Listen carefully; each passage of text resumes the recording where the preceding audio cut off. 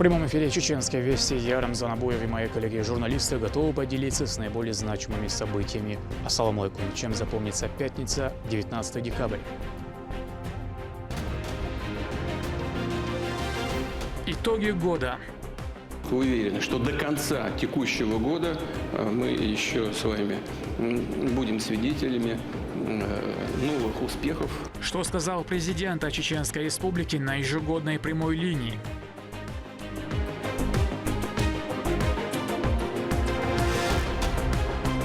Новый духовный центр. В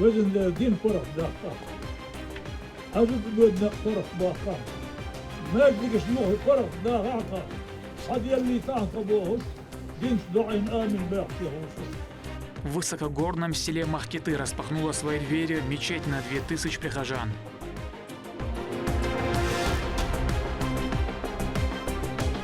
Современные подходы в лечении.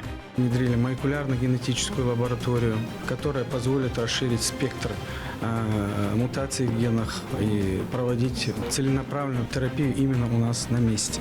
Актуальные вопросы онкологии и сопроводительной терапии обсудили на конференции в Грозном.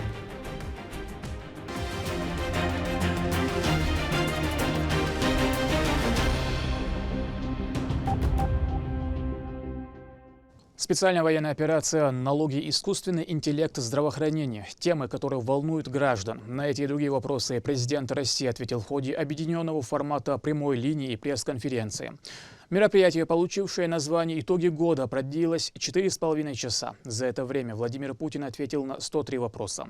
Всего в колл-центр поступило порядка 3 миллионов обращений. О вопросах, касающихся Чеченской Республики, в репортаже Рабиат Гайтиевой. За считанные минуты до начала специальной программы «Итоги года» в зале гостиного двора собрались около 600 журналистов со всех концов России и зарубежья, чтобы задать свой вопрос Владимиру Путину. Из Чеченской Республики в большой пресс-конференции президента Российской Федерации принимают участие директор ГТРК «Войнах» Рузана Веселаева, руководитель информационного агентства Мадина Хамидова и специальный корреспондент ЧГТРК «Грозный» Хамзат Батукаев. Первый же вопрос к Владимиру Владимировичу состоял в том, каким путем Россия достигнет целей военной операции и как обстоит ситуация на переговорном треке. Судя по всему, противник понес очень серьезные потери в стратегических резервах. Их практически не остается. И это очень существенный элемент, который должен, я надеюсь, побуждать украинский, киевский режим решать все спорные вопросы и заканчивать этот конфликт мирными средствами. Также глава государства призвал брать пример с народов Кавказа. Владимир Путин поделился, что глава Чеченской Республики, герой России Рамзан Кадыров, поведал ему, что на Кавказе они женятся и выдают замуж своих детей в достаточно раннем возрасте, и что лучше не откладывать рождение ребенка. У народов Кавказа есть очень хорошая такая традиция. Они женят и выдают замуж своих детей в достаточно раннем возрасте. И это реально правильно. Вот, надо побрать с них пример. Вот почему знаю, у Рамзана Кадырова большая семья, много детей, и выходят замуж и женятся довольно в раннем возрасте. Вот он мне сказал, у нас, говорит, традиция такая в целом на Кавказе. Это очень здорово. Публикация конференции одними из первых появились на страницах в социальных сетях Рамзана Кадырова. Говоря о важности раннего создания семьи, Владимир Путин привел пример большую семью Кадыровых. Это высокая оценка, как отмечает глава региона, стала признанием их жизненного пути и многовековых устоев, веры, традиций и крепкой связи поколений, на которых зиждется будущее страны. В этом году формат снова был объединяющий большую пресс-конференцию и прямую линию. Самые актуальные темы в 2025 году – социальная сфера, экономика, ход специальной военной операции и внутренняя повестка. О состоянии российской экономики сообщил Владимир Путин. В столь непростых условиях можем ли мы вообще рассуждать о дальнейшем росте экономики? Ну, знаете, я, как обычно, на мероприятиях прямой линии взял с собой эту таблицу, вот такую вот она. Есть ничего нет, открытые данные, что у нас произошло в экономике за прошедший год. Рост ВВП составляет 1%, но если взять за трехлетку последнюю, такой счет тоже является вполне корректным, то общий рост 9,7%. В это же время рост в еврозоне был 3,1%. Что касается 1% роста в этом году, темпов роста экономики, это осознанные действия со стороны правительства, и Центрального банка, и всего руководства страны, связанные с таргетированием инфляции. Кроме того, главу государства спросили о будущем страны, а точнее о реализации программы «Время героев». Она стартовала еще в прошлом году и уже дала впечатляющие результаты. Более 70 выпускников уже получили высокие назначения. И, как отметил президент, передавать страну в руки таких людей не страшно. Он поблагодарил глав регионов за подхваченную инициативу. Во-первых, предлагаю вспомнить участников Великой Отечественной войны. Вот люди, которые воевали на фронтах и в Великой Отечественной вернулись, достигли выдающихся результатов и в науке, и в искусстве, и в образовании. А чем хуже сегодняшние наши бойцы, участники специальной военной операции? Потенциал очень хороший, большой у ребят. Конечно, сомнения были с самого начала, что одно дело воевать, а другое дело руководить коллективами или руководить целыми отраслями, большими компаниями или даже регионами, министерствами. Склонность нужна к этому определенно. Конечно, но те, кто хотят, имеют потенциал, имеют образование, опыт или готовы его получать, государство должно сделать все для того, чтобы предоставить такие возможности. И вот была запущена эта программа. Благодарен руководителям регионов Российской Федерации, что они тиражируют эту программу в региональном масштабе. Получается. Вы знаете, получается. Было сделано важное заявление о фундаментальном принципе нашей страны. Владимир Путин подчеркнул, что Россия многонациональное государство и поддержка всех ее народов, сохранение их языков и культур является безусловным приоритетом. Помните, наверное, у меня в кабинете сидел командир одной из бригад. Вот когда доклады закончились, все видеосвязь выключена, я начал с ним говорить и о ситуации в его зоне ответственности на фронте, и по каким-то бытовым вопросам. И вдруг он мне говорит: вы знаете, мне так неудобно. Я говорю: что такое? Я здесь, а вот мой товарищ, командир другой, такой же бригады, который воюет рядом со мной, а он там.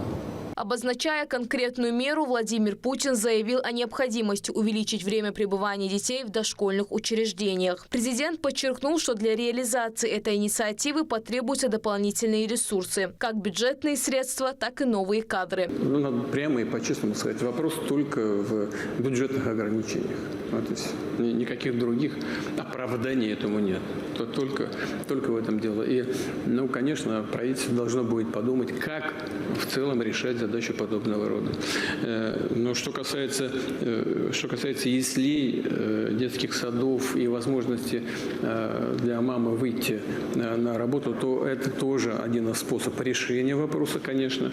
И здесь тоже не все пока решено. У нас многое сделано для реновации школ. Большая очень программа. Сейчас осуществляется программа по реновации детских садов. И я думаю, хочу, чтобы меня коллеги в регионах тоже услышали. Вот когда решаются вопросы по реновации детских садов, конечно, наверное, было бы правильно сразу же решать вопрос о том, чтобы создавать ясельные группы. Это первая часть, а вторая, она тоже вроде бы как простая, требует дополнительного внимания и, конечно, расходов, связанных с тем, что надо бы увеличивать количество часов, когда ребенок находится в детском саду или в яслях. Условно, не до 18 часов, а продлить этот срок пребывания.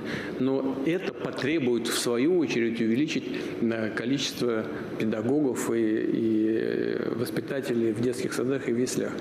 значит, их нужно набрать и нужно дать дополнительные ставки в эти учреждения. Для регионов это прямое руководство к действию. Власти Чеченской Республики, включая профильный департамент, оперативно и полностью поддерживают и реализуют социальные инициативы федерального центра. В республике уже ведется строительство новых современных детских садов в рамках национальных проектов. Так, в Новом Путинском районе Грозного в 2026 году планируется открыть детский сад на 300 мест. Эта работа и готовность к выполнению новых задач полностью созвучны последним поручениям главы государства.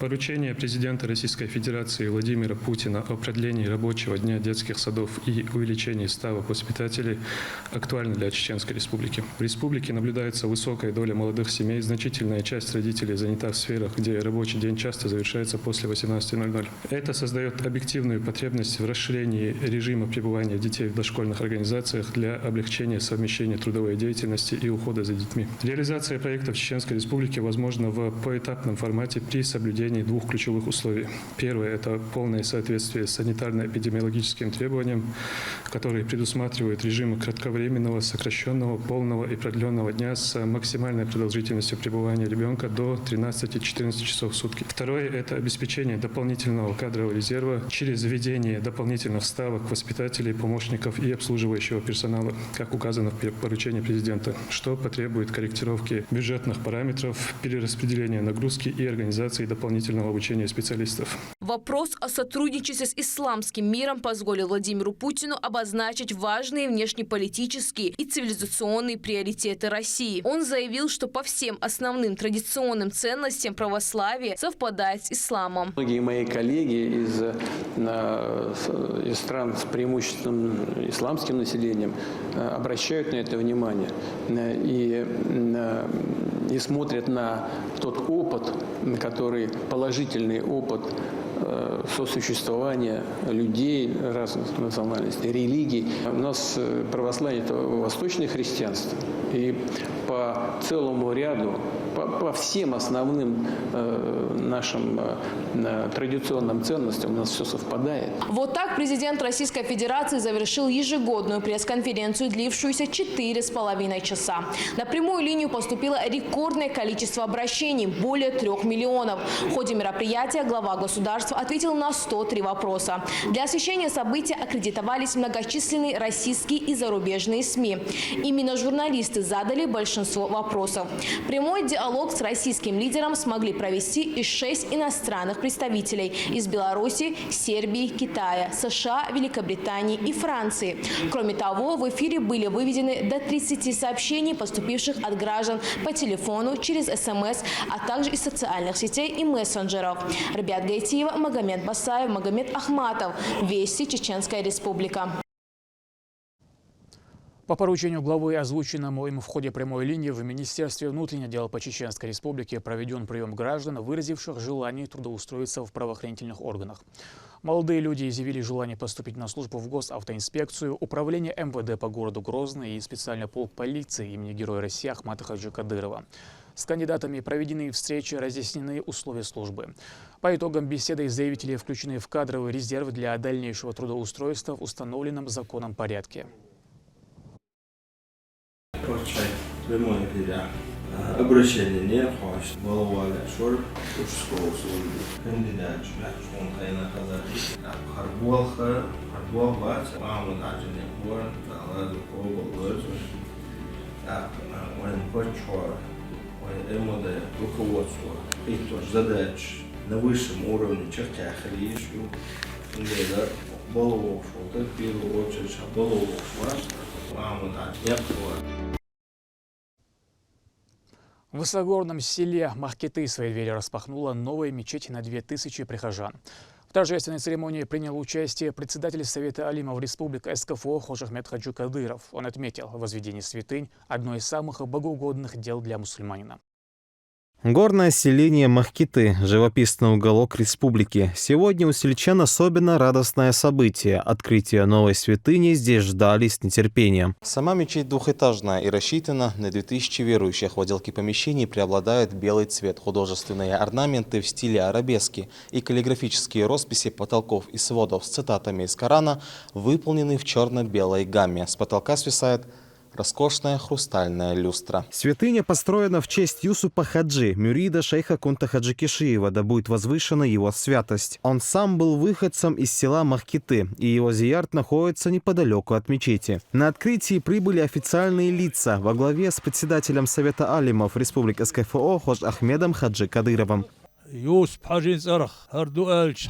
دقهم شكرل ديلي تخديشة هر يوسف حش دق ويتسرسة هر مليق توب هلشي توب نيق أول ولد يوان هر ويوسف حش صواقل هر ويزن وسوه سين جنوات صح دائما ناتشوح كن قمي اللات نتخ تخدي ذا والش دقوار خلا كن تخوقل وقول دي وش باشر الحلاوة اللي يرئي شاهد بوش ور شيلر أحد حاجي جنر حكم حاجي مخكتير يوسف حاجي بوهش هورش بريجيت خزنت اللي يستشبولش دائما نتصحي صديق كنا دوتو سوندي الهون سيقتش اسر خليسون دير ريز خليل يتس هو ماجد قنتيل انشارنا يدق دي انشارنا يوها ال سونا احمد حاجي صرخ يوش فوندو دولي يرهر الله حهير هو قنته ما شاء الله ما بق بوه بوه أتس احمد حاجي يقرص صديق دوش بيركتس دا الغازوة قابل دويل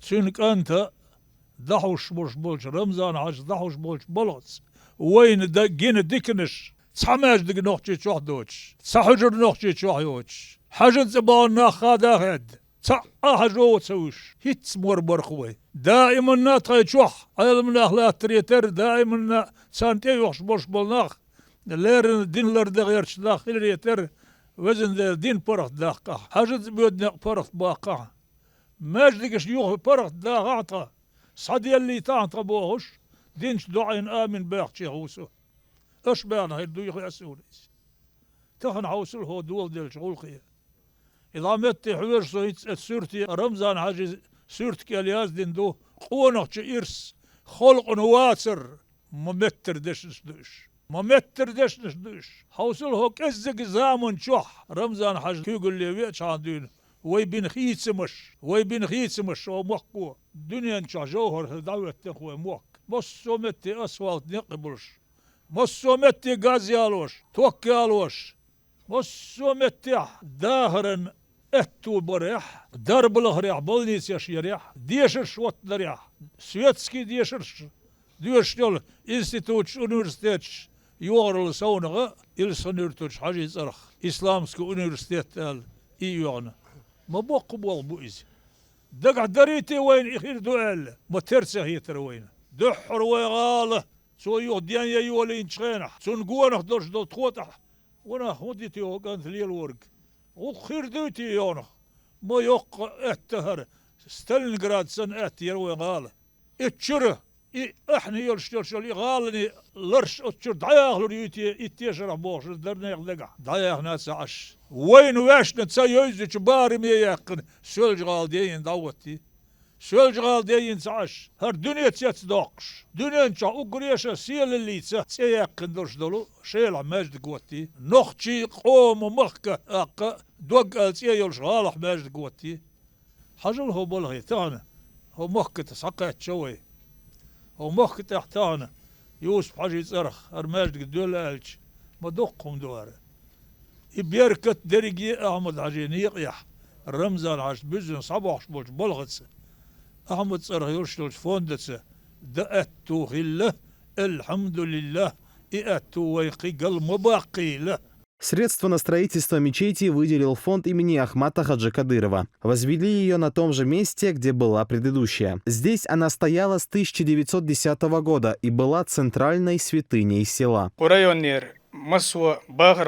صرخ سيد صرخ ديرس خلالة سون هرماج دقدش حقوق أعداء ملحشون دال شيد وعدويل دال ميلياز دويل دال هرسن يول هسمش يوغا قشوع عبادة موكشل لويل وين إيمان لويل وين دال تعي برك تويل Старая мечеть была маленькой и вмещала только 600 верующих. Новая отличается просторным залом для молитвы, наличием парковой зоны и помещением для омовения. Кроме того, в подвальном помещении размещено медресе вместимостью до 120 человек. Общая площадь религиозной школы составляет 700 квадратных метров. Здесь оборудованы по 2 учебных класса как для мужчин, так и для женщин, зоны отдыха и кухня. Все классы полностью оснащены необходимым оборудованием от парт и учебных материалов до современных досок.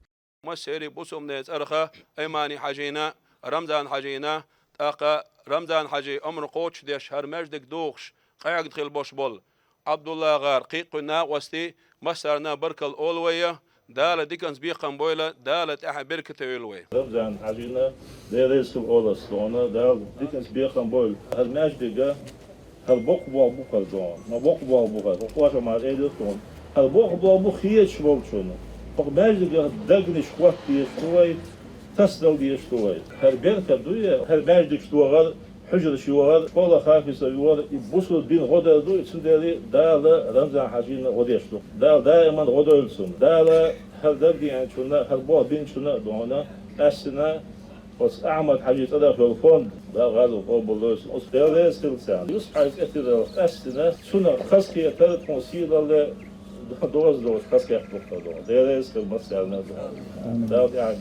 Теперь святыня официально открыта, за что местные жители благодарят главу республики Рамзана Кадырова и президента регионального общественного фонда имени Ахмата Хаджи Кадырова Аймани Кадырову. Для них это большой подарок.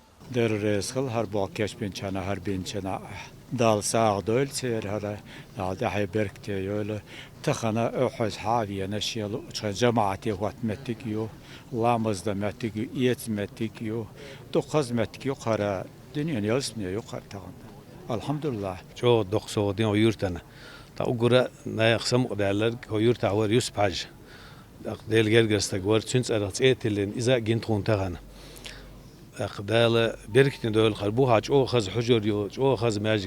Сразу после азана в новой мечети верующие выстроились в ряды, чтобы совершить коллективный пятничный намаз под руководством Хож Ахмеда Хаджи Кадырова. Здесь же в мечети выставлены священные писания. Это своего рода мини-музей. Некоторые из них датируются XIX веком. Это был дар старой мечети от разных уважаемых семей республики.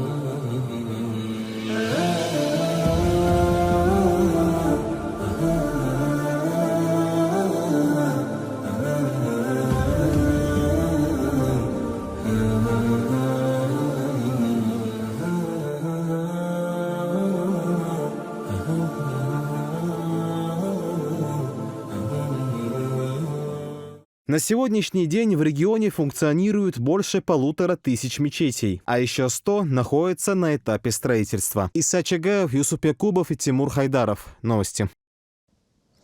Актуальные вопросы онкологии и сопроводительной терапии обсудили на научно-практической конференции в Грозном. В работе приняли участие специалисты федеральных медицинских центров и ведущие врачи республики. В 13 докладах рассмотрели современные модели оказания медпомощи, подходы к выбору терапии, вопросы оптимального лечения метастазов и управления токсичностью сильнодействующих препаратов. Конференция стала важной площадкой для обмена опытом и повышения качества онкологической помощи. За эти годы наше учреждение собрало достаточный клинический опыт и вышло на уровень, когда может им делиться. Врачи онкологического диспансера уже способны делиться своим опытом. А за эти годы, благодаря работе онкологической службы и республиканского онкологического диспансера, произошло достижение улучшения целевых показателей. В своем докладе я также приводил цифры. Это доля обследованных лиц из числа находящихся под диспансерным наблюдением, 5-летняя выживаемость, одногодичная летальность. Все эти цифры имеют очень положительную динамику за эти годы. Охват населения хороший. Постоянно происходит внедрение новых методик лечения. В этом году мы внедрили методику биопсии сигнальных сторожевых лимфоузлов, которые позволят нам не делать излишне травмирующие операции, а проводить их прицельно при различных локализациях. Кроме того, внедрили молекулярно-генетическую лабораторию, которая позволит расширить спектр мутаций в генах и проводить целенаправленную терапию именно у нас на месте. На этом пока все. Много интересного контента смотрите на аккаунтах Вайнаха в социальных платформах.